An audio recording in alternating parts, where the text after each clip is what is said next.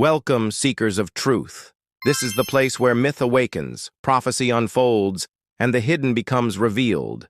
Here, where ancient faith meets revelation, where buried scriptures and hidden wisdom rise into the light. Every day at 11 a.m. Eastern Time, join us for a new revelation that may guide your soul. Subscribe, tap the bell, and share these blessings with your loved ones. Because God aids us in every situation at every time and showers His mercy upon us. Fire at the gates for 80 BCE, a narrow mountain pass, a storm of dust, the clash of empires, 300 Spartans, led by King Leonidas facing a Persian force said to number in the hundreds of thousands, the hot gates Thermopylae, where earth and fire, blood and stone, met destiny. This was not just a battle, it was an idea, the few who stood against the many, the free against the enslaver, the mortal against inevitability. And in that furnace, courage was tempered into legend. Persia rising, the Persian Empire was vast, from the Indus River to the Nile. From the mountains of Anatolia to the deserts of Arabia, it was a world empire, a machine of kings and armies, efficient, wealthy, divine in its claims. But across the Aegean Sea, another world stirred, small city-states, constantly at odds, Athens, Corinth, Thebes, and Sparta. They were fractured, yet fierce. They would not bow to a foreign king. In 490 BCE, Darius of Persia struck Greece. He was repelled at Marathon, a humiliation. 10 years later, his son Xerxes sought revenge. He gathered an army so vast that even rivers were said to run dry as they marched. Herodotus wrote of millions. Modern historians argue 150,000, but to the Greeks, the number was overwhelming, and in their path stood Sparta. The Spartan way. Sparta was no ordinary polis. It was a crucible, a society forged for one purpose: war. From the moment of birth, life was measured. Infants judged, too weak, abandoned. The strong entered the Agog. Boys trained from 7. Hunger, pain, silence, discipline. They learned to endure, to obey, to kill. Shields were more than defense, they were duty. Lose your shield, and you endangered the Phalanx. Return with it or upon it. By adulthood, a Spartan was not merely a man, he was a weapon, and death in battle was his highest honor. So when Leonidas called 300, he chose fathers, men with heirs, so their bloodline would endure, even as their bodies did not. The hot gates Thermopylae. The hot gates, a narrow coastal pass where mountains met sea. Here, numbers mattered less. The Persians could not encircle. Their vastness was strangled by stone and surf. The Greeks, 7,000 in all, gathered here. Spartans, Thespians, Phocians, united by necessity. This was more than terrain, it was theater. The place where freedom would make its stand. First clash, Xerxes expected fear. He found defiance. The Spartans combed their hair. They performed rituals. They prepared. Not as men doomed, but as men immortal. The Persians advanced, spearmen, archers, cavalry, but the pass swallowed them. Only a few could fight at once. The Phalanx held firm, shields locked, spears thrusting, a wall of bronze, impenetrable. Persian bodies fell in heaps. The immortals, the elite guard, were thrown back. Even Xerxes, watching from his throne, was shaken.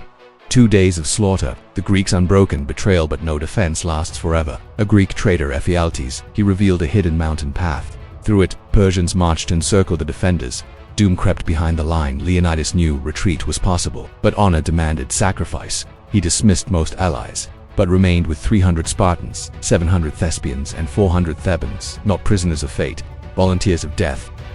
The last stand, the dawn rose red. The Persians closed in. Spartans charged. They fought with fury. Spears shattered. Swords snapped. They fought with hands, teeth, and rage. Bodies piled high. Even in death, they formed a barricade. Leonidas felt his corpse became a prize. The Persians sought to claim it. The Spartans fought to protect it. Finally, they were cut down, but not broken. Their defiance echoed louder than victory. Stone and verse at the site of their fall, words were carved. Go tell the Spartans, stranger passing by, that here, obedient to their laws, we lie. A simple epitaph, yet eternal. It spoke of duty, of obedience to law above life. It transformed death into legacy. Myth and memory, history blurred into legend. Leonidas became a descendant of Heracles. The Spartans became demigods. The gods themselves were said to watch Thermopylae. Some claimed divine storms struck Persian fleets. Others saw destiny in the hot gates. What mattered was not the fact, but the faith. That the Spartans' sacrifice was cosmic, not just human. The mind of defiance. Why does Thermopylae endure? Psychology offers an answer. We are drawn to the underdog, the hopeless, the few who stand when defeat is certain. It is an archetype. Sacrifice becomes meaning. Death becomes message. The Spartans embody the paradox. Freedom is not survival. Freedom is choosing how to die. Mirrors across cultures. Thermopylae is not alone. At Masada, Jewish rebels chose death over Rome. At the Alamo, defenders stood against Mexico. In Japan, samurai chose loyalty over life. Different lands, different gods, same story. The last stand, the refusal to kneel, the human spirit at its most defiant, echoes in stone and blood long after the battle ended. The hot gates were silent, but silence does not erase memory. Travelers passed the burial mound of the fallen. They read the epitaph carved in stone. This was not merely a tomb, it was a message, a reminder that freedom is worth dying for. Generations marched past Thermopylae, whispering prayers, standing in awe, remembering the fire 300 men had lit against an empire. The West remembers centuries rolled on. Empires rose, empires fell, but the Spartans' last stand endured. Romans studied it, knights admired it, Renaissance artists painted it. In the modern world it inspired soldiers, from the trenches of the First World War to the resistance of the Second. Remember, Thermopylae became a hymn of defiance.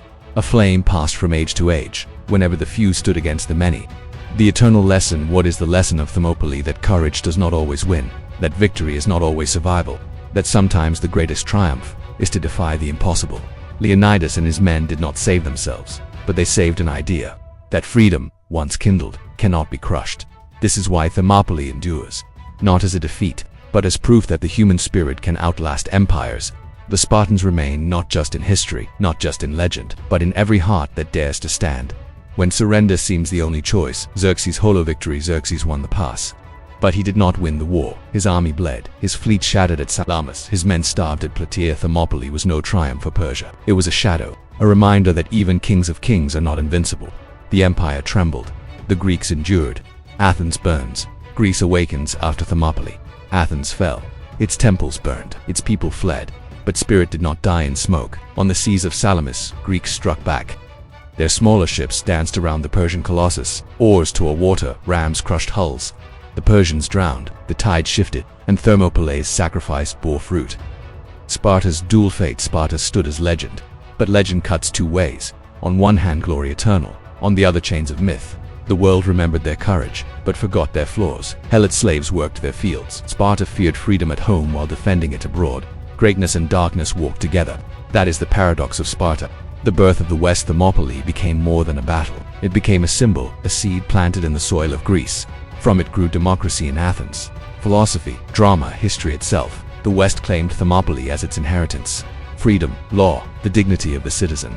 Leonidas did not only resist Persia, he midwifed an idea that outlived empires, the language of sacrifice. Every age seeks its martyrs. Every people needs its Thermopylae. The story became language. When nations faced invasion, they cried, "Remember the 300." It was not about numbers, it was about meaning. The power of chosen death, to fall, yet to inspire. To be broken, yet to remain whole in memory. The historians quill. Without Herodotus, Thermopylae might be dust. His words preserve the clash of bronze and will. Yes, he exaggerated. Yes, he but myth is not falsehood. It is truth told in a higher key. He made Leonidas eternal. He gave the world a script of defiance, so that every empire would hear the echo. You too can be resisted. Echoes in modern war. At Rorke's Drift, at Stalingrad, at Dunkirk. Thermopylae lived again, not in form but in spirit. The thin red line, the desperate stand, the fight against the flood. Soldiers whispered of the 300. Commanders read Herodotus before battle. Even in the age of steel and fire, the hot gates burned. The myth on screen and page. From parchment to cinema, Thermopylae endured. Poets recited it, artists painted it, Hollywood dramatized it. The legend bent, shifted, reshaped, but the core remained. A few against many. A stand against inevitability. The human soul, naked yet unbroken. Even when stylized, even when myth replaced fact. The heartbeat of the Spartans still thundered.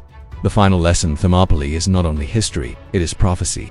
Every age will face its hot gates. Every people will meet a moment when surrender seems certain. The lesson is clear.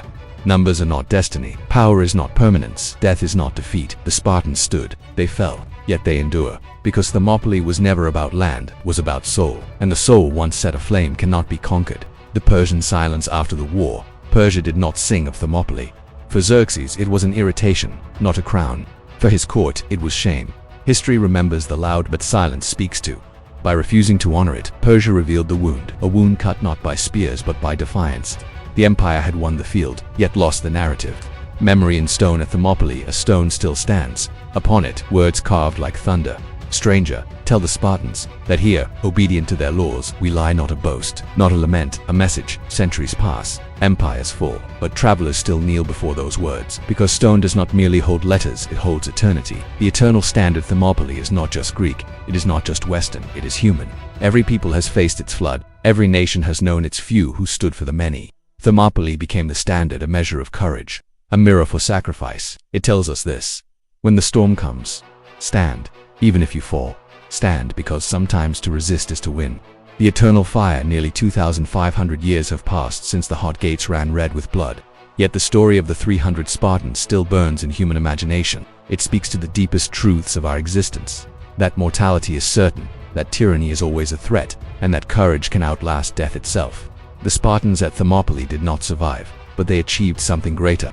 They became immortal. Their last stand echoes across time as history's greatest defiance, an eternal reminder that sometimes the smallest army can change the fate of the world. You've just unlocked another chapter of sacred truth, and your journey with God's wisdom continues. Return tomorrow at 11 a.m. Eastern Time, when a fresh revelation may brighten your path and strengthen your faith. Be sure to subscribe and hit that bell so you never miss a blessing-laden episode. Share this scroll of knowledge with family and friends, for when truth is shared, God's mercy envelops us, guiding and blessing in every circumstance. Your curiosity is our compass. Tell us in the comments which mystery you'd like to explore next, and together we'll unveil it by His grace. Until next time, stay faithful, stay watchful. May God's mercy and blessings be upon you always.